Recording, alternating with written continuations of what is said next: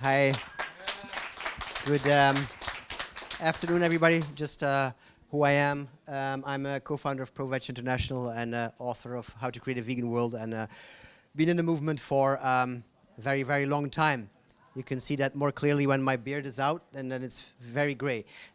So I'm one of the older people, and I started in around maybe 2000 and or 98 or something, and back then, this was what we did, and this was the only thing people were doing, like handing out leaflets to raise awareness.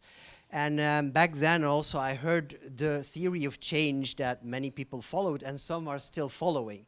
And that theory of change was very elegant and simple and yeah, motivating, I would say. Maybe you've heard it too, and let's just apply it to the UK back in the day when I started. And it went like this: if every vegan converted one meat eater every year. Have you ever heard that theory of change? It's very simple. Like if we all did that, like one meat eater every year, each of us, each of the vegans, and in the UK in 2000, you would have started with, on a population of 60, 65 million people, you would have started with 1% of vegans back then. In how much time, how many years would we have a vegan UK? Quick math, people.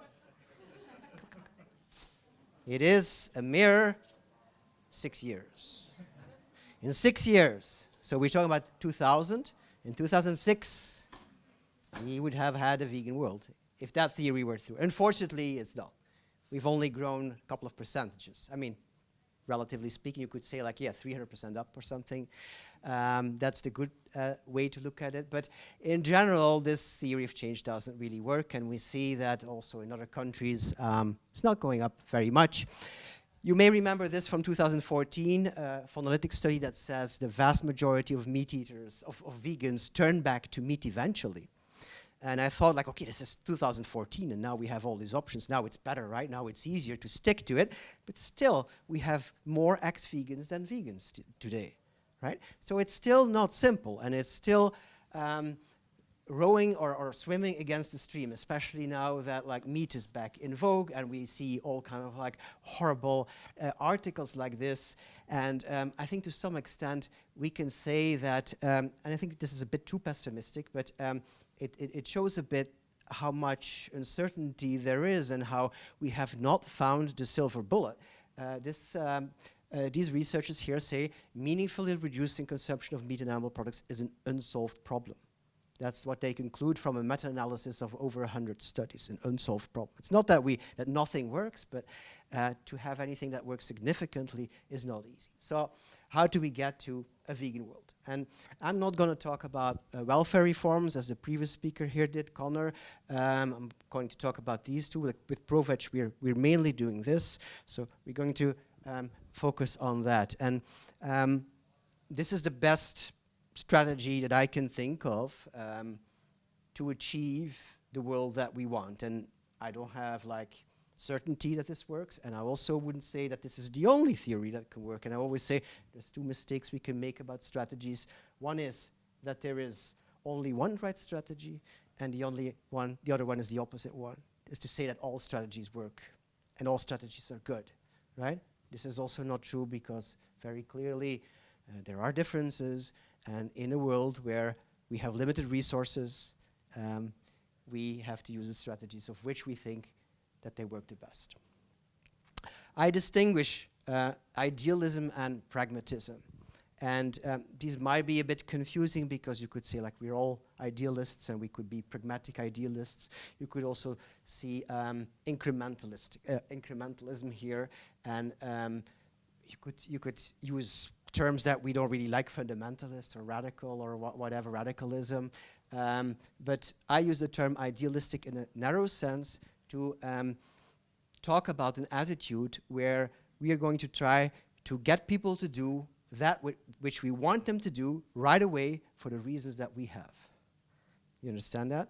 Like, I want people to go vegan for the animals. That is, if I believe that, and if I would apply that, that is, in my view, an idealistic attitude. And I used to be one of these people. This is me, who was doing an internship for PETA in 1998 in the US. And can you see what's on my t-shirt? Meat is murder, not a very pragmatic message, right? So this is what I did back then, believed back then. I don't think this is the best way to approach people right now. If you look at that Go Vegan for the Animals message, you see two dimensions. You see a dimension of behavior change, and you see a dimension of attitude change. The behavior change is like about having people move from meat eaters to being vegan, and the attitude change is about having people move from having no reason at all for their change to maybe having culinary variation and taste for their motivation, and maybe health, and then, but the ideal motivation, of course, is for all of us, is animals. We're at an animal rights conference, right? And so if you look at all these steps in between, these like non-ideal behavior changes, they're all not good. And these these reasons are not good. Even going vegan for the wrong reasons, yeah, is not good, right? That's not ideal. What we want is this, right? Vegan for the animals. That is what I call idealism. And I think you recognize that, right? And that's what I want too, but it's idealistic. So let's look at what pragmatism means in my eyes. So pragmatism is about doing things according to what we believe works in the context of our time, independent of how we think things should be, independent of rules and orthodoxy, etc. So, for instance, I think pragmatic thought experiment, or a pragmatic answer to this thought experiment, this is a blog post I put online on my blog a long time ago. Would you eat meat for a lot of money? Suppose some crazy person promises you 10,000, 100,000 euros if you eat a steak. Would you eat a steak? Who would eat a steak for 100,000 euros? Not many pragmatists in the room. So my answer would be I would eat a steak and give the money to your organization to help more animals. You know, so that is, I think, I'm not saying this is the only right answer, but this is just to illustrate. This is like the pragmatic view that I would encourage, in the sense that like you're not like here. It might be disgusting to you. That's a different point, and I wouldn't like to do it. But this is about not following the rules. It's like not saying, oh, I'm vegan, so I cannot do this. No, my rule would be based on the results that I want to achieve, which is helping animals. And if I can help more animals in that case, I would do that. We can discuss this all day. We're not going to do that. But I hope it makes some sense. It's also about taking the viewpoint of your customer, of the person or the planet or the being that you want to defend. And always think like, what would the pig in the crate or the chicken in the crate, what would she think about what we are doing? And if we are fighting among ourselves or quibbling over details or whatever, then I think the pig would say, oh my God, are these the people that have to get me out of here? You know? So try to always take their viewpoint. Going for what is doable. Connor in the previous talk said that the anti-slavery abolitionists actually focused on the space that the enslaved people had on the ships, which is very comparable to what we are doing with like the space that chickens have. But it was even more pragmatic than that. They actually started to focus on the health of the sailors, the British sailors on the slave ships first. So it's not the thing that they wanted to talk about, but it was the thing that apparently was or had some chance of touching people, touching the audience, right? And being pragmatic is also about what I call Yanya, you are not your audience. It's about realizing that we are different from those people are different from us in many different ways. They have different motivations, they have a different upbringing, different culture. I'm not saying we are better than them. I'm just saying that like what motivated us is not necessarily what will motivate them. So it's not because you became vegan after watching Earthlings that they will or they should, right? Taking into account that people are different. So this is a famous quote by Jeremy Bentham about animals. The question is not can they reason or can they talk, but can they suffer? I summarize pragmatism with my own variation on that quote. The question is not am I right or is this my truth, but does this work? Okay? Does this work is the most important question you could ask yourself, I think. And that's about, again, taking the viewpoint of the animal in the crate. So I'm going to talk about 4 ways to be pragmatic: the call to action, the arguments, the environment, and our identity. Call to action, I've already discussed it. The default, if you get into the movement and you become vegan, the default is to ask other people to go vegan. This can be done in very nice ways, or you can say, like, go vegan, you cow-sucking perverts. Same thing, many different kinds of messages, but the content is always the same. Why do we do that? Well, it's where we want to get people, where we want them to go vegan, so why would we ask anything else? And some people also think it's immoral to ask for anything else. Like if you talk about reduce, it's immoral because then you kind of like permit them, allow them to eat meat or whatever on certain days. And I think that, well, a reduction ask, which is the case whenever we're not asking people to go fully vegan, is actually, I wouldn't say it has to replace the go vegan ask, but it can be very productive, even if it's not our ideal. So these are examples: Meatless Monday and Veganuary and plant-based universities, where you don't ask people to go vegan themselves. You ask them to reduce, or in this case, you ask them to support something. And the point here, or several points here, why would this be impactful? Well, first of all, a small step is an easier step. Secondly, from one small step, another small step may follow. Thirdly, we have to take into account that all the reducers together, because there's more of them, reduce suffering more, have a bigger impact right now at this moment than the 1, 2, 3% number of vegans, right? And most importantly, many reducers together may tip the system faster than a small number of vegans. So what I mean by this, I'll explain it by this analogy. Gluten-free is a very big thing in the world in general. And it became a big thing only after it was no longer a thing just of the people who had gluten allergies. There were also people, and a much larger group, who said, I avoid gluten, I feel better with that. And I kind of reduce gluten. I don't have a medical condition, but I do it. And this group was, or is still, 10 times as big as this group. And what does that mean? There was, all of a sudden, a market. All of a sudden, it became interesting for companies to produce products for this group, whereas this group was not very financially interesting. So, more products, better products. It's the same with us. Very small number of vegans, a much larger number of reducers, right? And so, today, if you have all these vegan milks to choose from, that is because of those people who reduce their consumption of milk. It's not because of the vegans. The present market share of liquid milk is about 14%. If that was only vegans drinking that, they have to drink milk all the time, full time, you know, like to be responsible for that market share. So it's people who, for some reason, to some degree, reduce their consumption of milk and now and then try something else. So this is the important lesson here. The reducers make it easier for everybody to shift more and more on that spectrum. The second one is the arguments. So in our movement, and everything you hear during this conference is about animals. It's about moral arguments, right? It's because, again, idealism, we want people to do the right thing for the right reasons. And it's because we think it works. It's because we think that, I mean, our intuitive feeling, in spite of so much evidence that it's not as easy as it seems, our intuitive feeling is still like, I mean, they have to care.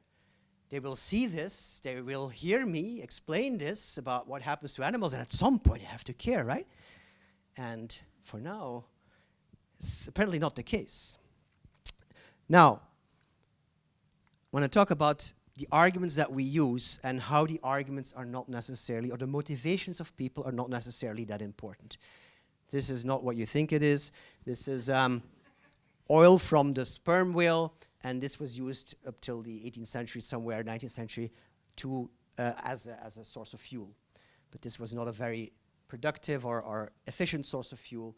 It was stinky and it didn't last long, and it was ultimately replaced by what this guy discovered, kerosene, another kind of fuel. And the result of that was that the whaling industry went down very much because they didn't need the fuel of the whales anymore, the blubber of the whales. And so in 1986, we abolished whaling almost worldwide, and can you imagine, do you think that would have happened if we had still been massively using whale oil?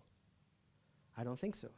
So it is because we had made ourselves less dependent on that product that we were able to see the ecological point.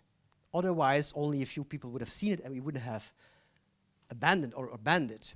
So the lesson here, sometimes we don't need to have the right motivation to do the right thing. We can accept that people do the right thing for what we might consider the wrong motivations. Right? For instance, putting vegan stuff on the menu for profit reasons. I don't care.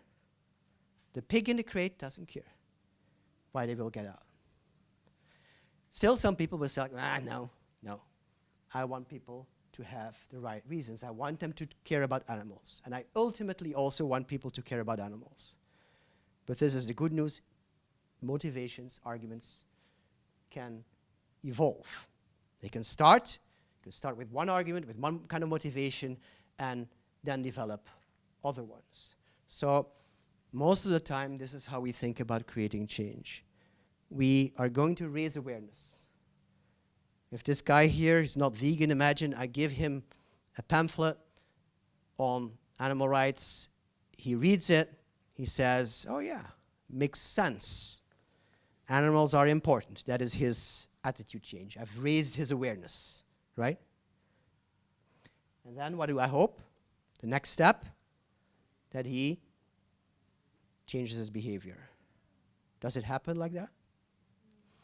The answer is not no. Sometimes, maybe rarely, yeah. In a lot of cases, there will be an attitude-behavior gap, right? So Tim here might say, like, yeah, animals are important, but he doesn't do shit, right? Fortunately, that's not the case with him here. So a lot of the times, this doesn't happen. Sometimes it does, but many times it doesn't. So good news is we can also go the other way around. We can start with behavior. What I do is I take you on a vegan cruise, or I put you in a vegan prison, and you only have vegan food there. And you experience that this vegan food is good, that it's tasty, that it's easy, that it's doable, that it's affordable. And what happens then? He can start to think about the advantages, because he doesn't have to be so defensive anymore, right? He doesn't have to think, oh my God, there's so much to lose, I can't do this. So that his mind is not open. I'm going to illustrate this with a commercial of a meat substitute. This is there's a big manly guy in a truck, and he hears a news flash on the radio about the impact of meat eating on the environment. And what does he do? He changes the channel. He doesn't want to hear that something that he is doing is bad. Most people's reaction. On the way home in his personal car, same thing happens, changes the channel. Then, a bit of a traditional situation, his wife has cooked for him, prepared this meat substitute that's being advertised. He takes a bite, he says, pretty good. And then, apparently he's emancipated enough to do the dishes. His wife has put the packaging there of the meat substitute and a cookbook, and he picks it up, and he's interested. And you can imagine that the next time he hears this news thing on the radio, he doesn't change the channel anymore, right? Because he's had the experience that there's some good alternative. He can now listen because he's not so afraid anymore. And think about yourselves. Think about where you avoid maybe certain information because you know that you are implicit in what's being discussed. You don't want to hear something because it's going to say something that you don't want to hear because you are doing that. Like in my case, it's maybe hypothetical, but I don't want to read what's in this book. Fuck that, you know? I mean, what am I going to do? If plants also have feelings, so I avoid it. So maybe if somebody gives me another system to feed myself, pills or whatever, and it's very tasty, then I might say like, oh yeah, I'm gonna read this. But before that, I'm not interested because it's way too hard. So, the more people care about animals, the more people eat vegan.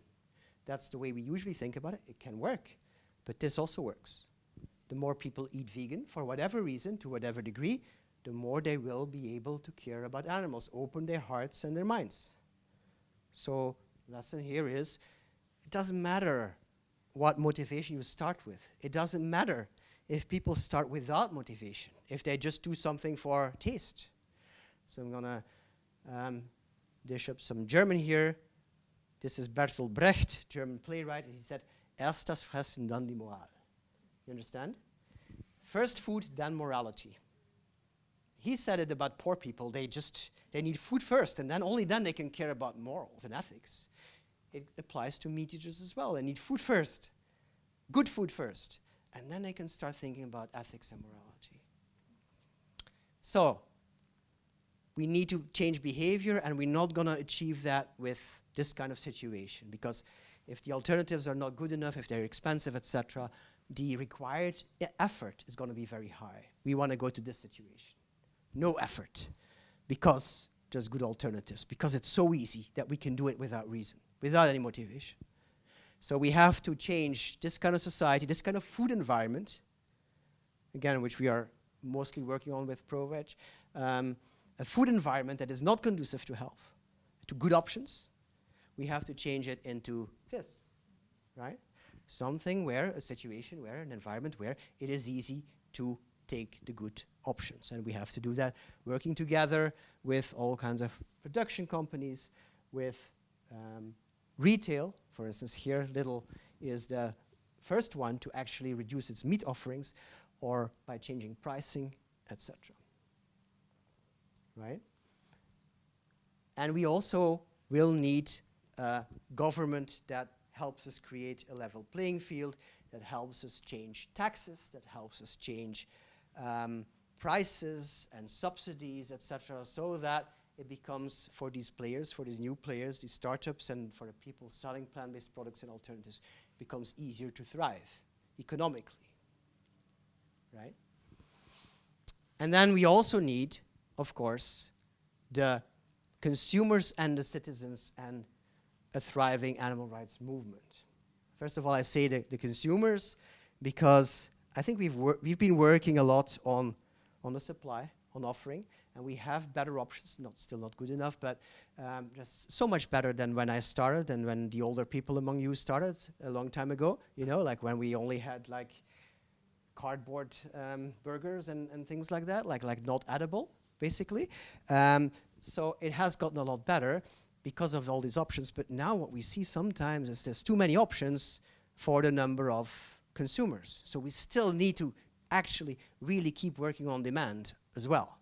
Maybe that's a very important task for the grassroots movement to some extent.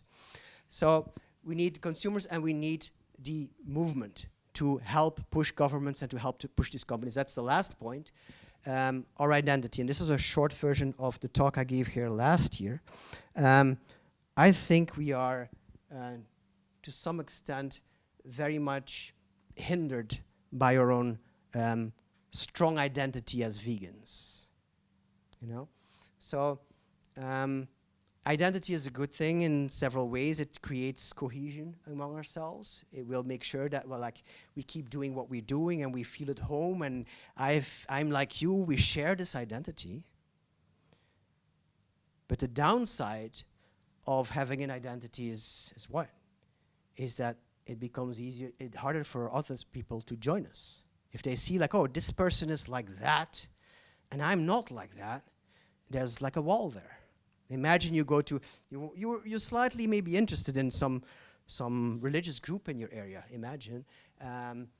But maybe you say oh, they're all Catholics or Christians or whatever, and I'm not like that. And there is this oh, yeah, they're gonna expect me to change into them and to adopt this identity, and it will create a lot of resistance. So that is the downside of identity, at least for a movement that wants to convince many other people.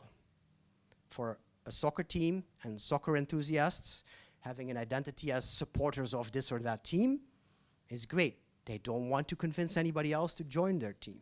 They need the other people to be from another team to be able to fight with them, right? But we want to convince everybody. So identity has a downside. And it has especially a downside if our identity is like a packaging of many different things. It is, I think, we are a very progressive movement, and we are very much politically on the left, right? And I think we are very diverse here and very welcoming here, but not so much here. Have you seen this one message on the chat of the person on the right who's asking, like, where are there other people on the right here at this conference? And the reactions are not so welcoming, I would say. And you can think of that what you want, but it does show that we are catering to one specific group, and that other people might not feel so welcome. And like somebody said yesterday, conservatives are 50% of the space, of the political, of the demographic. And it's not just about ideology, etc. It's also about our habits. It's about our diet. If you're so vegan that you don't watch Kevin Bacon movies, you know, it's gonna be hard if you put the bar so high to reach other people, right?